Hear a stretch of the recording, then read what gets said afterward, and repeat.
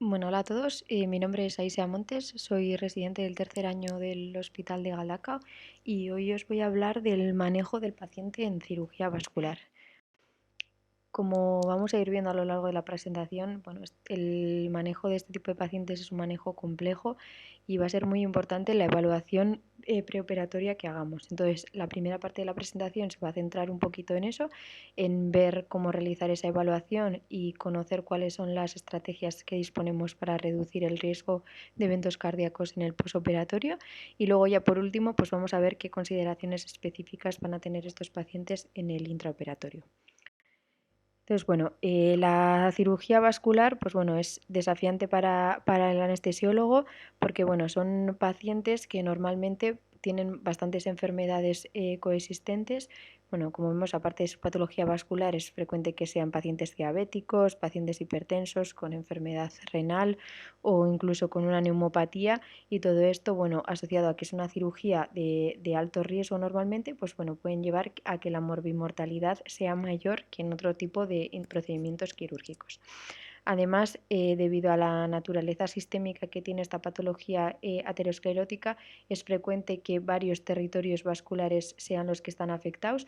Entonces, entre ellos, por ejemplo, las arterias coronarias y la afectación de estas es la principal causa de mortalidad en los pacientes. Como podemos ver, muy poquitos pacientes son los que van a tener las arterias coronarias normales en el momento de la intervención y la gran mayoría, es decir, más del 50%, ya presentan una arteriopatía coronaria avanzada. Por todo esto, pues realizar una evaluación individualizada del riesgo cardíaco va a ser verdaderamente importante, sobre todo un poco para considerar cuál va a ser el riesgo de infarto de miocardio y muerte en estos pacientes. Y bueno, ¿por qué es esto tan importante? Porque de esta forma pues vamos a poder distinguir dos grupos de pacientes. Por un lado, los pacientes con un riesgo bajo, que pueden ser operados con seguridad y sin necesidad de tener que esperar, y por otro lado pues vamos a poder distinguir pacientes con riesgo elevado que a lo mejor pues se pueden beneficiar de iniciar un tratamiento farmacológico, o pacientes en los que pueda ser necesario realizar pruebas de imagen, que como vamos a ver, las pruebas de imagen en un principio se tienen que reservar para los pacientes cuyos resultados pues, puedan modificar el manejo quirúrgico. Y bueno, ¿cómo vamos a saber nosotros cuáles son esos pacientes de alto riesgo que se van a beneficiar de tratamiento farmacológico o bien de pruebas? Bueno, para eso nos hemos basado en estas guías. En 2014 se publicaron las guías de práctica clínica sobre el manejo cardiovascular en los pacientes sometidos a cirugía no cardíaca. Y bueno, basándonos en esas, vamos a explicar tres aspectos que hay que tener en cuenta a la hora de realizar la exploración del riesgo cardiológico, que son, por una parte, el tipo de cirugía, o sea, qué intervención quirúrgica se va a realizar; por otra parte, ya la capacidad funcional que presenta el paciente; y luego unos predictores clínicos.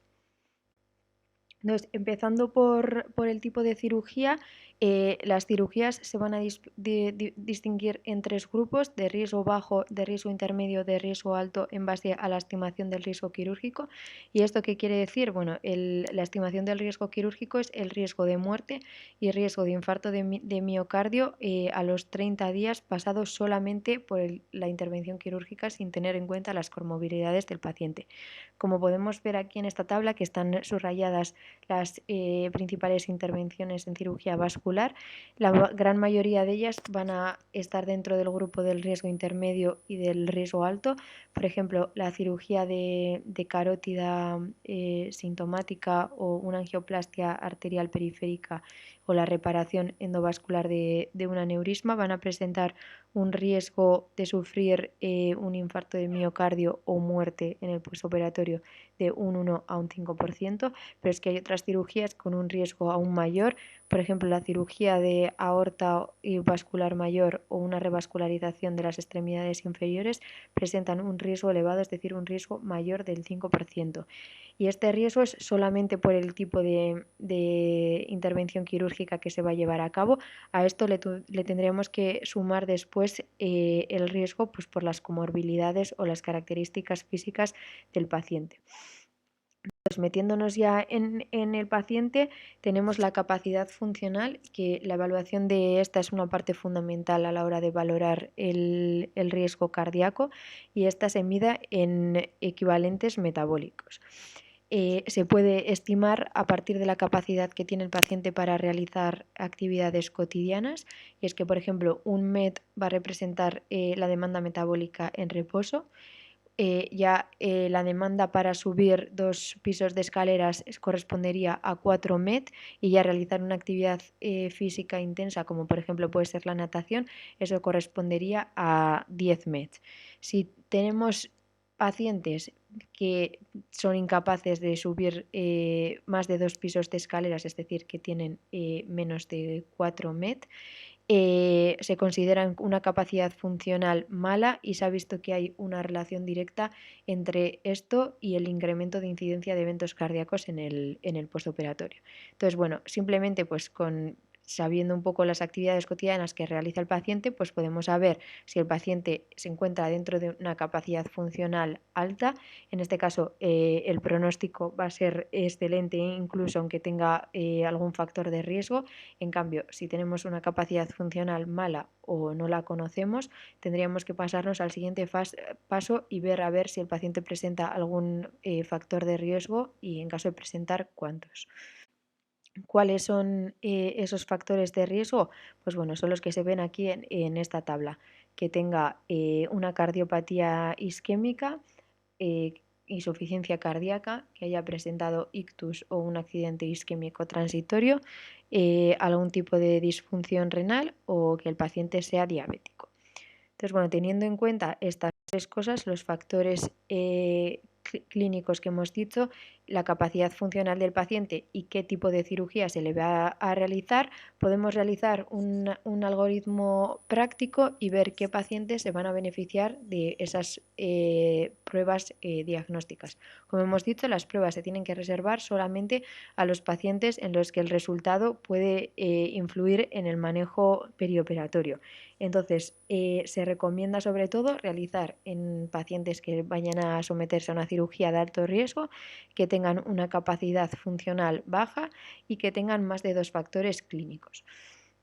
También se sigue un poco la misma recomendación a los pacientes candidatos a una cirugía de riesgo intermedio, aunque es verdad que no disponemos de datos de estudios aleatorizados, pero bueno, lo que sí que está claro es que en pacientes con bajo riesgo, pues no es probable que los resultados de estas pruebas alteren el manejo, y entonces en este caso no estaría indicado, porque se ha visto que, bueno, que hay una tasa baja de eventos en este tipo de pacientes.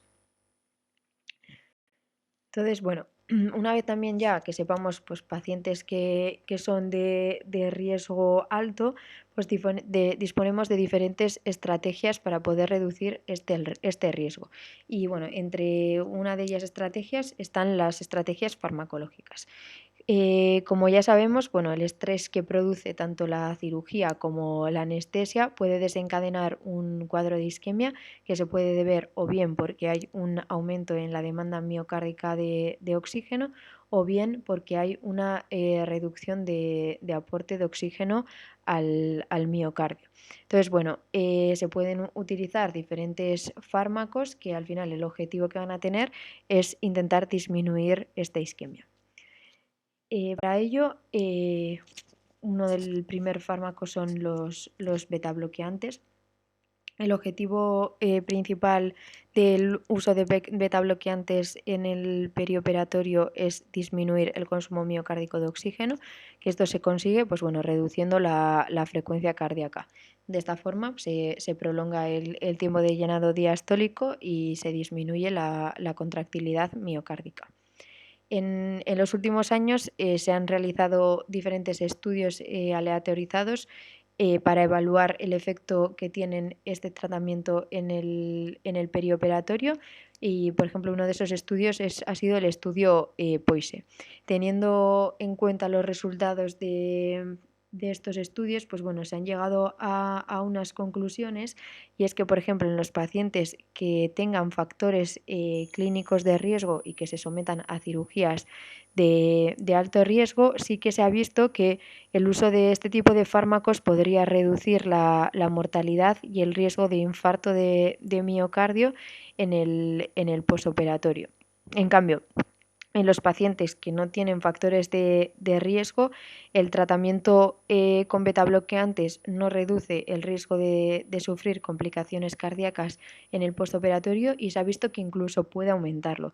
Por ejemplo, en pacientes que tienen una aterosclerosis, la bradicardia y la hipotensión que puede producir los betabloqueantes pueden ser perjudiciales y aumentar el riesgo de ictus y el riesgo de muerte. Entonces esto, pues al final, una de las ideas claras que tenemos que tener también es que, pues bueno, no se puede justificar que los pacientes de bajo riesgo pues expongan a estos efectos adversos si no se ha visto que puedan tener un beneficio después. Pero bueno, en caso de que iniciemos el tratamiento, pues bueno, el tratamiento no se puede iniciar un día antes de la cirugía, sino que hay que intentar iniciarlo bastante antes. Es porque tenemos que intentar hacer un aumento gradual y un aumento lento hasta poder alcanzar pues, la frecuencia cardíaca y la tensión objetivo que vamos a tener.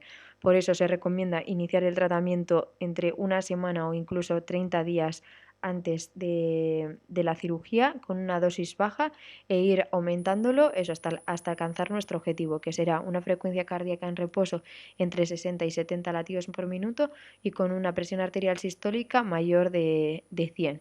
Y luego este objetivo de frecuencia y de tensión lo tenemos que mantener en todo el perioperatorio.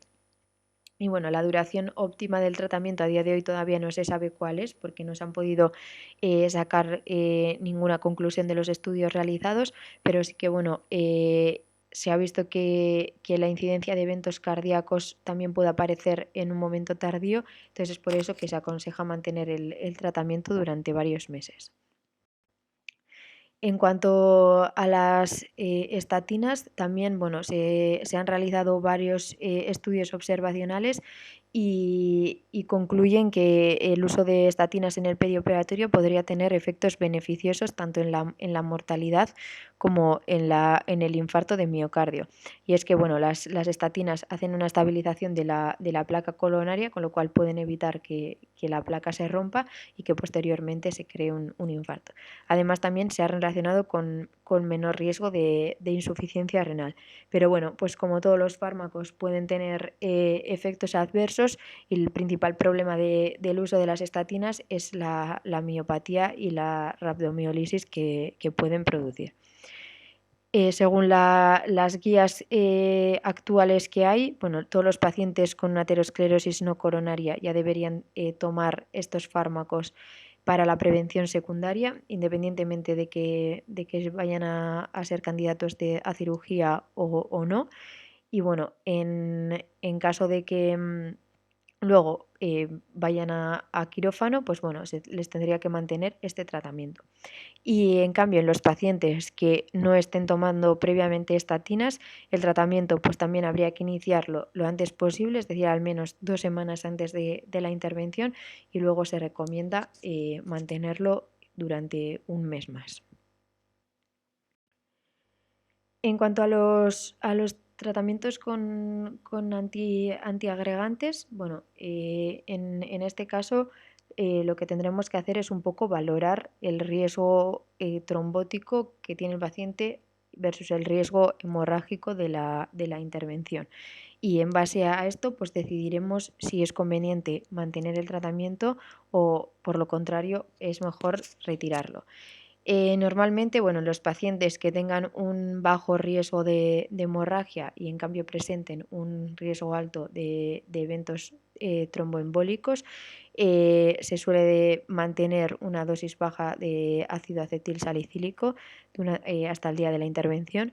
En cambio, si ya el riesgo de sangrado es superior a los efectos beneficiosos que puede aportarle el tratamiento, pues en ese caso habría que suspenderlo.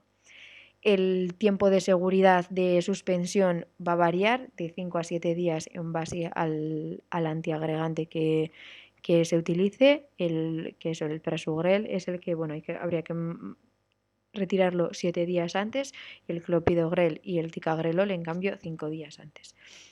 Y en cuanto a los pacientes con una doble antiagregación, que bueno, que siempre que se pueda habría que intentar, pues bueno, posponer la cirugía hasta que pase ese año desde que se le ha implantado el stent fármaco activo y ya pues no sea necesaria la doble antiagregación.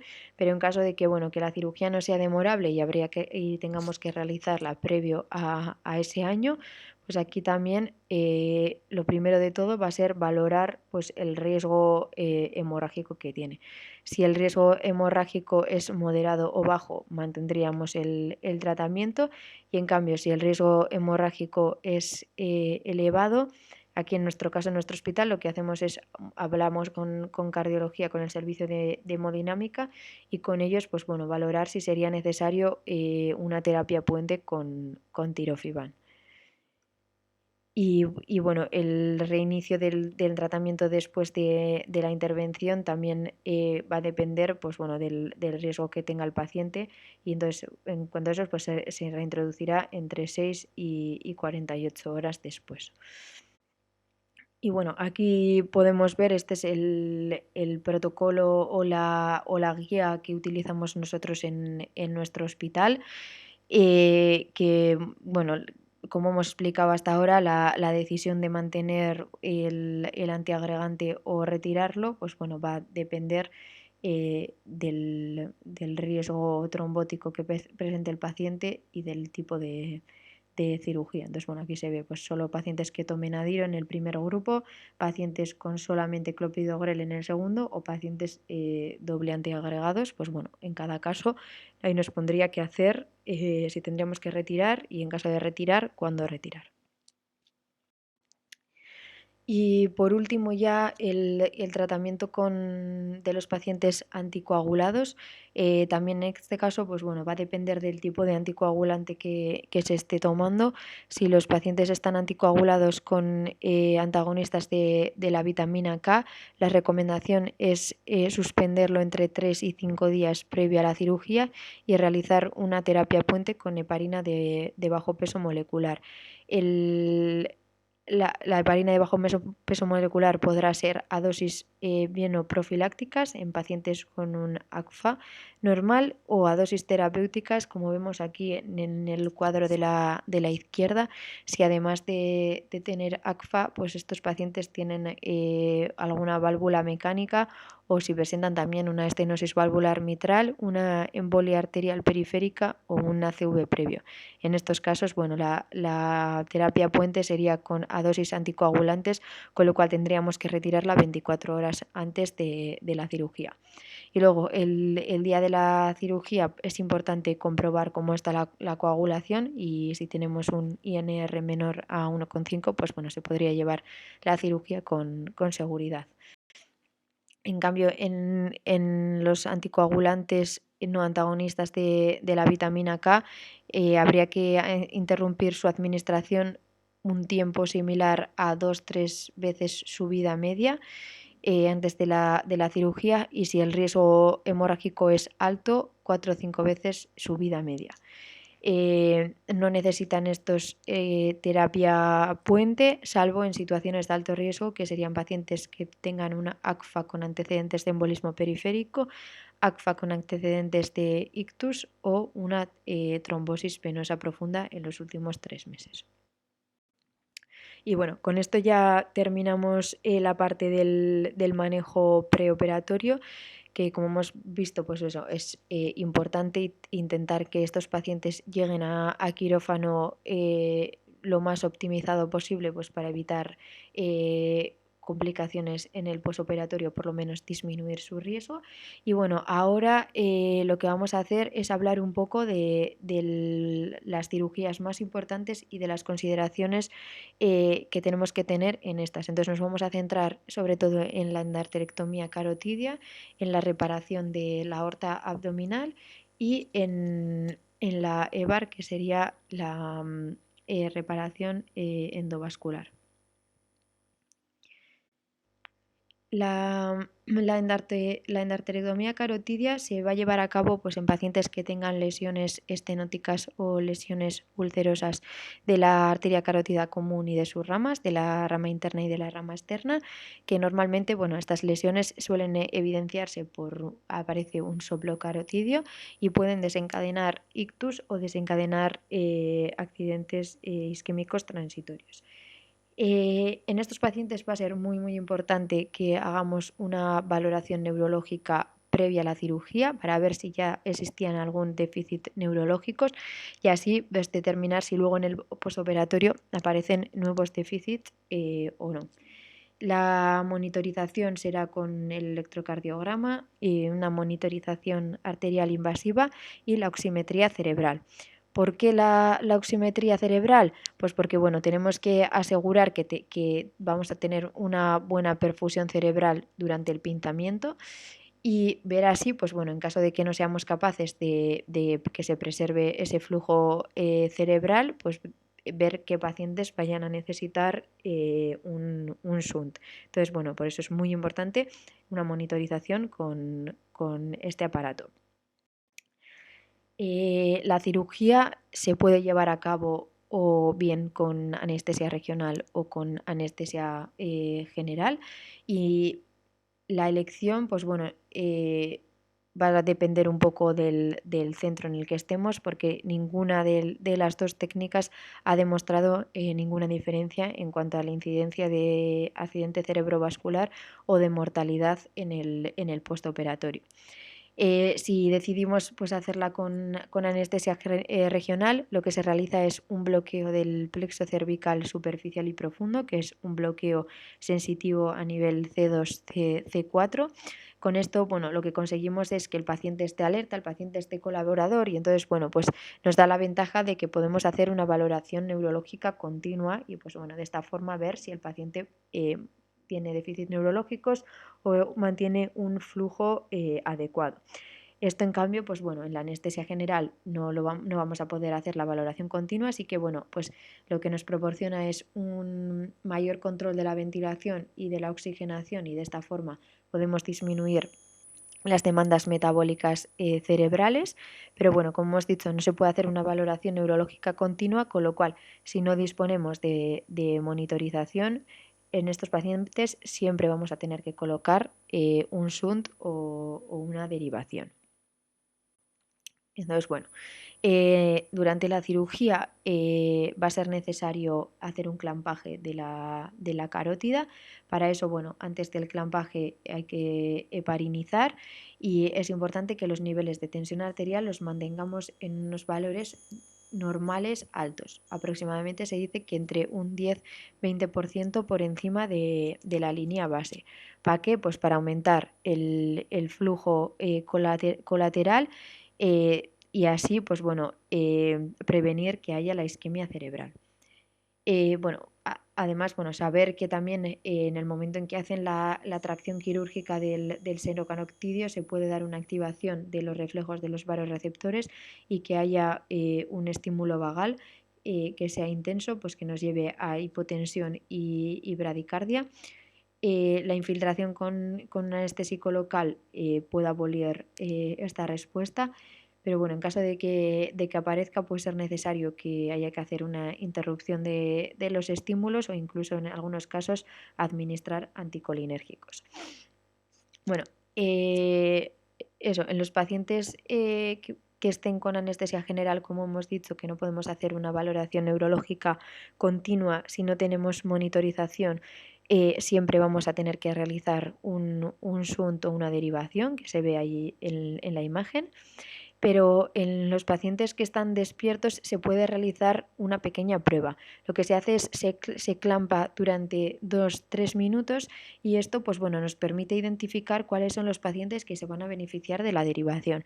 Si vemos que en esos 2-3 minutos no aparece ninguna alteración neurológica, lo que quiere decir es que hay una buena compensación contralateral, entonces podríamos seguir de una forma adecuada con la cirugía y en cambio si aparecen alteraciones neurológicas, pues bueno, habría que hacer un shunt. Una vez ya realizada la intervención, se procede al desclampaje, que en este momento podría parecer una vasodilatación y una bradicardia refleja, que a veces necesita vasopresores, y tendríamos que revertir la heparina con protamina.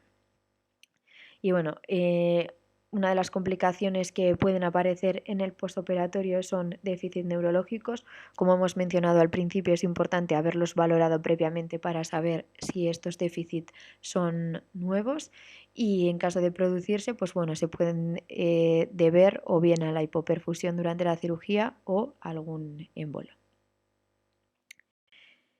En cuanto a la reparación de la aorta abdominal, para enfermedades arterioscleróticas o para una dilatación aneurismática puede ser necesaria llevar a cabo este tipo de cirugía. Son procedimientos que se dan en la aorta y en cualquiera de sus ramas principales. Por ejemplo, en el caso de las aneurismas, en el 95% de ellas se produce por debajo de las arterias renales. Pero no son intervenciones quirúrgicas que necesitan incisiones muy grandes con una disección extensa en el que vamos a estar pinzando y liberando la aorta, y de esta forma habiendo momentos de isquemia reperfusión. Entonces tenemos que tener aquí unos objetivos muy, muy bien marcados durante la intervención, que van a ser preservar la perfusión de los diferentes órganos, mantener un buen gasto cardíaco y volumen intravascular, y anticiparnos a las maniobras quirúrgicas que pueden afectar a la tensión arterial. La cirugía se realiza mediante anestesia general. Se puede hacer también combinada con un catéter epidural, pero el catéter epidural normalmente se pone el día anterior para que haya un tiempo de seguridad hasta que se administra luego la heparina. Y también cuidado si se utiliza el catéter epidural en el intraoperatorio, por la hipotensión que se puede dar por el bloqueo simpático. La inducción también tiene que ser lenta, de una manera controlada, para que evitemos la hipertensión y la taquicardia. Entonces normalmente se suele ya canalizar la arteria con el paciente despierto, y así tenemos un manejo hemodinámico más exacto. Y también, saber a tener en cuenta que cuando el acceso es transabdominal y los cirujanos manipulan el intestino, hay riesgo de que se cree un síndrome, que es el síndrome mesentérico, que es por liberación de prostaglandinas y de péptidos vasoactivos del intestino, que se da una disminución de las resistencias vasculares y episodios de hipotensión con taquicardia. Y luego también, a veces el simple hecho de tirar de las asas también puede producir cuadros vagales, que a tenerlo en cuenta. Entonces, estas intervenciones que necesitan pintamiento aórtico, y este pintamiento va a tener diferentes consecuencias según a qué altura se realice. La mayoría se van a realizar a nivel infrarrenal, como os he dicho, porque la mayoría de los aneurismas son por debajo de las arterias renales, pero cuando el pintamiento es suprarrenal o el pintamiento es supracelíaco, el impacto va a ser mayor en el sistema cardiovascular y también en los otros órganos que se quedan isquémicos o hipoperfundidos. Entonces, vamos a explicar ahora cuáles son esos cambios fisiológicos que se dan durante el pintamiento. Cuando hacemos el pintamiento, al final lo que ocurre es que hay una interrupción del flujo. Entonces, esta interrupción del flujo a nivel proximal lo que va a llevar es que se aumenten las resistencias vasculares sistémicas y la poscarga. De esta forma se dé una hipertensión arterial. También va a aumentar la poscarga en el ventrículo izquierdo, y las consecuencias de esto van a ser alteraciones en la contractilidad. En cambio, a nivel distal de la pinza, lo que se da es que hay una disminución de la tensión arterial y una isquemia de los órganos. A consecuencia de esta isquemia y de esta hipotensión, se aumentan las catecolaminas, y este aumento puede llevar a un empeoramiento de la hipertensión arterial proximal. También, tener en cuenta que los parámetros ventilatorios a lo mejor tenemos que hacer alguna modificación, porque el CO2 expirado puede disminuir a consecuencia de esa disminución en el retorno venoso, y esto pues condicionar el flujo sanguíneo cerebral y coronario. Entonces, bueno, en este momento de la cirugía, nuestros objetivos principales van a ser controlar la tensión arterial, que lo podemos hacer con vasodilatadores o con betabloqueantes, y mantener la presión de perfusión distal para evitar la isquemia. Entonces, bueno, se recomienda que el momento en el que se vaya a hacer el pinzamiento tengamos una tensión arterial sistólica de 90 milímetros de mercurio. En cambio, en el momento del despinzamiento, ¿qué es lo que nos ocurre? Lo que va a haber es, bueno, se va a reperfundir la vasculatura distal, esto va a llevar a disminución de las resistencias vasculares sistémicas y consecuentemente a una hipotensión. También se van a liberar los radicales libres que se habían formado en esa zona isquémica, van a pasar a la circulación general y esto puede llevar a una acidosis metabólica y a un inotropismo negativo. Y también se puede producir una hiperemia reactiva en las zonas isquémicas y que el volumen sanguíneo se quede ahí secuestrado. Entonces, bueno, tenemos diferentes mecanismos también para atenuar estos efectos, que van a ser administrar volumen antes de liberar la pinza, también ya interrumpir los vasodilatadores y betabloqueantes que hayamos puesto en el momento del pinzamiento, liberar la pinza de forma lo más gradual posible, entre 2 y 4 minutos, y en caso de que sea necesario, pues bueno, administrar vasopresores para mantener esa presión de perfusión. Lo único con los vasopresores pues tienen una desventaja y es que normalmente suelen actuar más en los vasos localizados sobre la pinza que en las zonas isquémicas por la acidosis que hay en esas zonas. Si el clampaje ha sido largo, pues bueno, también se puede administrar un gluconato cálcico y bicarbonato para prevenir la acidosis y el inotropismo negativo. Y bueno, y en este momento, en el momento del despinzamiento, se recomienda que tengamos una tensión sistólica entre 150 y 160. Y ya por último, la reparación endovascular de aneurisma de aorta infrarrenal, que en esta lo que consiste es en desplegar un injerto protésico que se expande en la luz del aneurisma y de esta forma, bueno, se aparta el aneurisma de la circulación y así se disminuye el riesgo de ruptura. Si comparamos esta técnica endovascular con la técnica de reparación convencional, pues bueno, esto implica, o sea, tiene menos pérdida sanguínea, menos alteraciones hemodinámicas porque no hay un clampaje y entonces se disminuye la morbilidad perioperatoria. Se puede realizar o bien con anestesia local, con anestesia epidural o con anestesia general. Y aquí lo más importante es que bueno, se utiliza mucho contraste, entonces hay que realizar pues, dentro de lo que se puede una profilaxis de la nefropatía por contraste. Y bueno, entonces nada, ya para concluir, como hemos visto, pues bueno, son pacientes complejos que tienen una elevada morbimortalidad. Entonces es muy importante hacerles una buena evaluación cardiológica individualizada para ver pues, qué pacientes se pueden beneficiar de alguna estrategia de reducción de riesgo y así llegar lo más optimizados a quirófano. Y dentro de las cirugías, pues bueno, en la andarterectomía carotidia, la importancia de preservar el flujo cerebral durante el clampaje para evitar así que aparezcan alteraciones neurológicas en el posoperatorio. Y en la cirugía de reparación abdominal nos tendremos que siempre anticipar a las maniobras quirúrgicas que afectan a la tensión arterial para mantener así el gasto cardíaco y preservar la perfusión de diferentes órganos. Y nada, esto ha sido todo. Muchas gracias.